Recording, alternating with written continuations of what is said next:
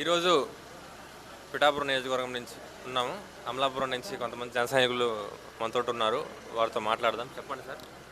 నమస్తే అండి.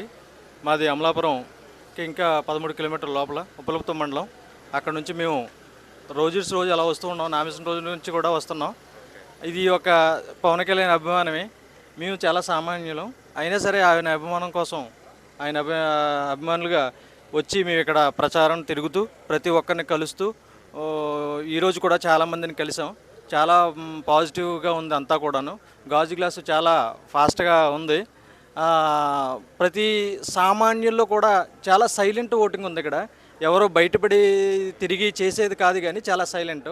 ఇక్కడ ఎవరు ఆర్టిస్టులు వచ్చినా ఎవరు వచ్చినా అందరు అభిమానంతో వచ్చి చేస్తున్నారు తప్ప ఎవరో ఏదో రప్పించో ఎవరు చేసే విధానం లేదని చెప్పేసి అర్థం చేసుకోవాలని అపోజిషన్ వాళ్ళు తెలుసుకోవాలి.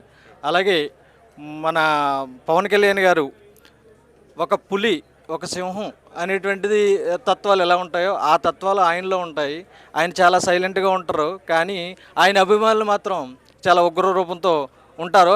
అవి కూడా ఉగ్ర రూపం చూపించే విధంగా కాదు, చేసే పనిలో ఉంటుంది. అలాగే మేము కూడా ఆ పని చేసి చూపిందామని, మా అభిమానాన్ని చాటుకుందామని ఇక్కడ రావడం జరిగింది. ఇక్కడ క్యాంపెయినింగ్ చేయడం కూడా జరిగింది. Thank you sir. అలాగే 3 రోజుల కిందట ప్రజా మేనిఫెస్టో అని పవన్ కళ్యాణ్ గారు, చంద్రబాబు గారు రిలీజ్ చేశారు. దీని గురించి ప్రజల్లో స్పందన ఎలా ఉంది? సూపర్ 6 గురించి. ఈ యొక్క మేనిఫెస్టో చాలా ఆ, చాలా చాలా బాగుందని చెప్పేసి అందరూ సామాన్యులకి అతి ముఖ్యంగా సామాన్యులకి చేరువుగా ఉండేటట్టుగా, అతి సులువుగా ఉండేటట్టుగా